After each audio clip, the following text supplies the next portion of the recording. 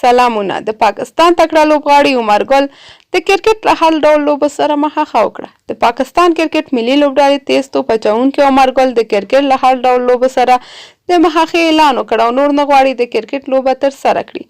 عمرګل وروسته له هغې دا پریکړه کړې چې لوبډله یې د پاکستان په شل اوریزو لوبو کې ماته وخوړه او ټورنمنټ څخه اوټ شو. یاد لوبغاړی وروسته له رسنۍ سره په مرکه کې ویل: دا زما لپاره ویاړ ده چې له 20 کلونو راهیسې مختلفو کچو کې د خپل هیواد، کلب، ښار، ولایت او هیواد نمایندګي کوم او ما له خپل کرکټ څخه په بشپړ ډول خوند واخیست.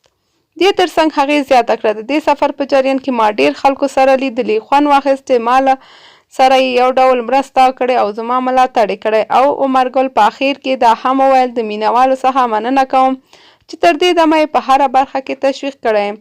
36 کلن عمرګل د پاکستان کرکټ د ملي لوبډلې په 40 ټیسټ او 130 ورځنۍ او 160 بیا په 20 اوریزو لوبه کې ترسره کړی دی. تر بیا ښه وخت ولرئ.